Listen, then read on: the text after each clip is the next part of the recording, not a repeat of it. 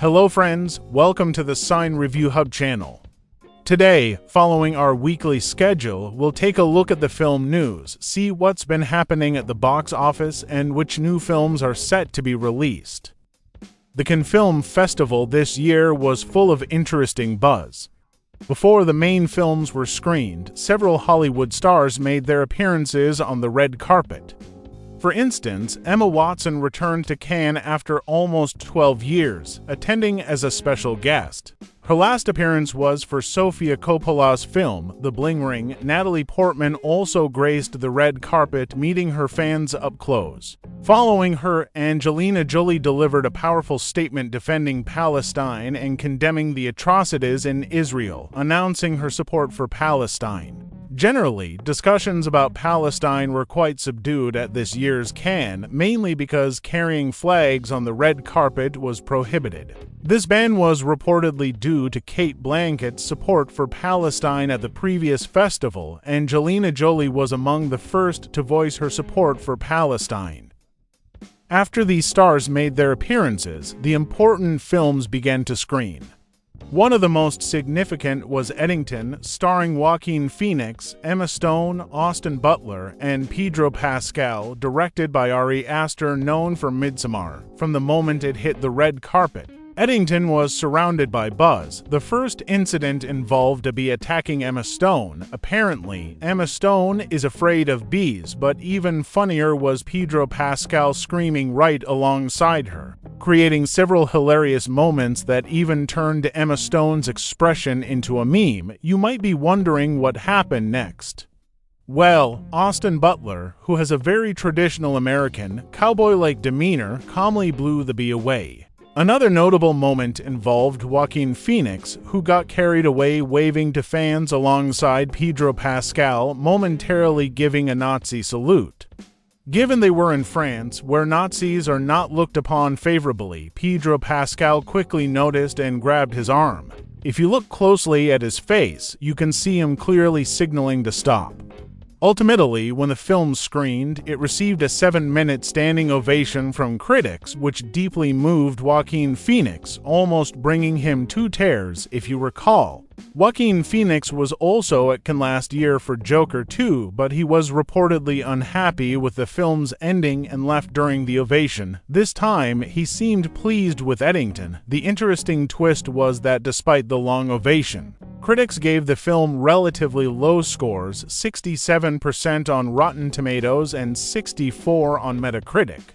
It's clear these ovations aren't always a good indicator of film quality. Eddington is about a viral pandemic that traps a family in a remote town for an extended period, preventing them from returning home. It's scheduled for release on July 18th. During the film's press conferences, there were more interesting moments. One reporter accidentally spoiled the ending of Joel's story in The Last of Us for Austin Butler, who had just started watching the series and was visibly shocked. Emma Stone was also planning to watch the show and seemed unsure how to react to the reporter.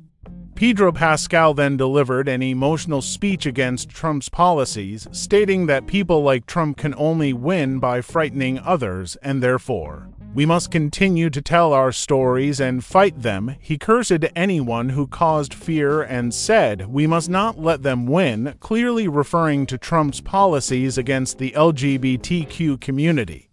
This topic itself created another stir during Eddington's ovation. Alexander Skarsgård unexpectedly kissed Pedro Pascal, and the photo went viral, sparking speculation about Pedro Pascal's sexuality.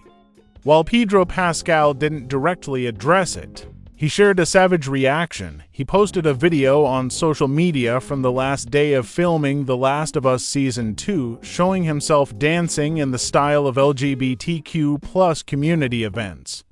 Pedro Pascal is currently one of Hollywood's busiest stars. After leaving the Eddington red carpet, he immediately went to a photo shoot with Dakota Johnson and Kiersey Clements for the film Materialists, and he even took a commemorative photo with Dakota Johnson on the Cannes red carpet. Similarly, Alpha, directed by Julia Ducournau, who previously won the Palme d'Or for Titane, also received a 12-minute standing ovation after its screening.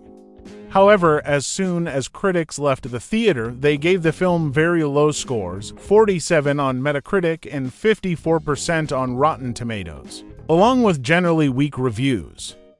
Another highly anticipated film at Cannes was Die, My Love, starring Robert Pattinson and Jennifer Lawrence. This film tells the story of a woman who experiences postpartum depression after giving birth, leading to a complete mental breakdown.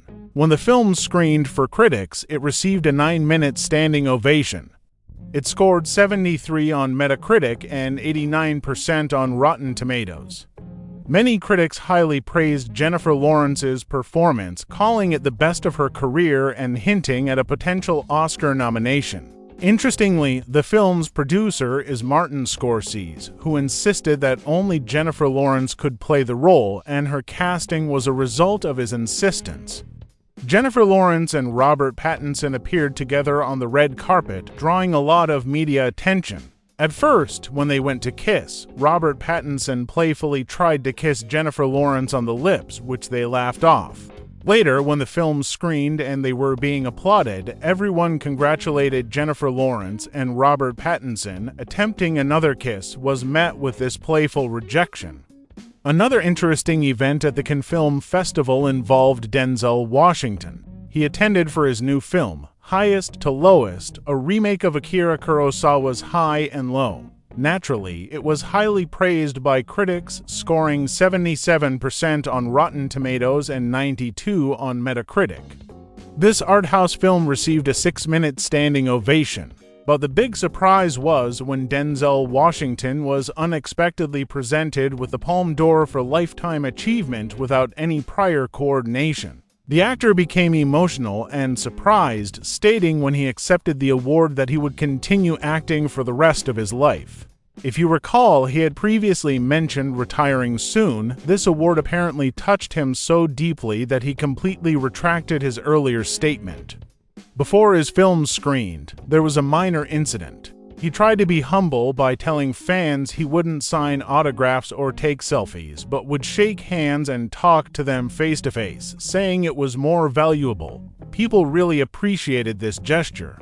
However, one photographer took advantage. He grabbed Denzel Washington's hand and wouldn't let go, pulling it until Washington got into an argument and had to warn him to release his hand. Another highly acclaimed film was Sentimental Value, directed by Joachim Trier and, most notably, starring Elle Fanning. Elle Fanning's new look garnered so much attention that her images went viral across the internet. The result was that, after its screening, the film received a 19-minute standing ovation, not only breaking this year's ovation record, but also becoming one of the all-time record holders at Cannes. I guess they stood and applauded for Elle Fanning's rosy cheeks for 20 minutes, because otherwise, you'd get tired clapping for 20 minutes. That's like a whole episode of Friends. The film has so far scored 100% on Rotten Tomatoes and 85% on Metacritic, and many critics say it's 100% guaranteed to go home with an award. The film's story apparently deals with the emotional ups and downs that can occur in any family. Stellan Skarsgård, the actor who played the villain in Dune, also stars in the film. Now, you might wonder what's so important about that. Well, he's the father of the one who kissed Pedro Pascal. They're a truly toxic family. Another one of his brothers is Bill Skarsgård, who played Pennywise, and yet another brother played Floki in the Vikings series. If you've seen it, this brother is the most toxic of them all. He once came to a film's red carpet wearing a dog collar. Another film that gained attention was Jafar Panahi's new film, Unsimple Accident. It was well received by critics. In fact, Mr. Panahi received a 5-minute standing ovation just as he entered the hall. Even before his film was screened, after the screening, he received another 8-minute ovation and scored 100% on Rotten Tomatoes. Another film that premiered at Cannes was Wes Anderson's new work, The Phoenician Scheme. All the stars of this film were present on the red carpet. Benedict Cumberbatch also attended with an apparently injured hand, bandaged. However, Scarlett Johansson was not on this film's red carpet. Why? because Scarlett Johansson had separately directed her own film and attended the red carpet for it. The film Johansson directed is titled Eleanor the Great, a very low-budget drama marking Johansson's directorial debut. Johansson attended the red carpet with her husband, and after its screening, the film received a 5-minute standing ovation. Currently, Scarlett Johansson, much like Pedro Pascal, is one of Hollywood's busiest stars. Her film Jurassic Park is also set to be released soon. After her film's screening, Johansson made a somewhat controversial statement saying that tech giants fund the film industry and the Oscars, effectively gagging all film professionals. She added that the men who run these major tech companies have infiltrated every aspect of our lives. Another star who garnered significant attention at Cannes was Tom Cruise. Firstly, he once again addressed his relationship with Ana de Armas, firmly denying everything again and stating that their relationship is purely professional. He mentioned that filming for their new movie, Dipper, would begin soon, which is why they meet frequently. Furthermore, Tom Cruise said he had watched Ballerina and praised Ana de Armas's performance, saying that anyone who loves John Wick would love this film too. He also made other statements, officially confirming that this would be his last Mission Impossible film. He won't be continuing the franchise, but he asserted that he wants to act until he's 100 years old and never intends to retire. He even reacted to comments from Al Pacino and Michael Caine, who had called him the last movie star. In his interview, he disagreed, stating that cinema is always alive and new stars will always emerge in the industry. He even named one such star, saying he's a huge fan of Michael B. Jordan and loved his performance in his new film, Sinners. After this interview, Tom Cruise visited numerous cinemas that were screening Mission Impossible, leading to several interesting incidents. For example, he made a surprising entry into one theater. As soon as he entered, he jokingly confronted someone who had apparently eaten a large bucket of popcorn before the movie even started. Tom Cruise walked past him and said, "Sir, they haven't even screened the film yet, and you've eaten it all." But the person didn't back down, he waited in ambush. When the movie ended, Tom Cruise himself started eating popcorn. The fans secretly filmed Tom Cruise munching away and posted it on his social media. Tom Cruise also did something else. Instead of giving interviews to reporters, he answered questions from the people who were selling popcorn, and his conversations with them were widely covered by the media, which was a genuinely interesting move. A24 also made a powerful presence at the Cannes Film Festival. If you recall, a few years ago, the horror film Talk to Me was made by Danny and Michael Philippou. Now, A24 has announced that another film by the same brothers, titled Bring Her Back, will be released this month. It has already received 93% on Rotten Tomatoes and 73% on Metacritic. Additionally, A24 released a new trailer for Darren Aronofsky's director of The Fountain latest work. This new film is about a former American football player who gets involved in the drug world. A24 also shared exciting news, announcing a multi-year deal with The Rock Dwayne Johnson, through which he will collaborate on several art house films. One of these is a psychological thriller called The Discovery, which tells the story of a man who becomes a motivational speaker to scam people. He is also set to release a film called The Smashing Machine with A24 soon, and he has signed a contract to star in a crime film directed by Martin Scorsese. This signifies that The Rock intends to completely change his acting trajectory, transitioning from a commercial actor to one with artistic works in his filmography. However, a very interesting event occurred on the sidelines of the Cannes Festival. Kevin Spacey also appeared on the red carpet. Variety speculated that the producers of his new film, The Awakening, arranged this to create buzz and get their film into the headlines. And they were largely successful. No major incidents occurred. Many expected him to be booed or have things thrown at him on the red carpet, but that didn't happen. The actor returned to Cannes after a decade of being boycotted. Interestingly, he He was even given an honorary award. Kevin Spacey tearfully accepted the award, simply stating, "I am still standing," and expressed his desire to continue acting.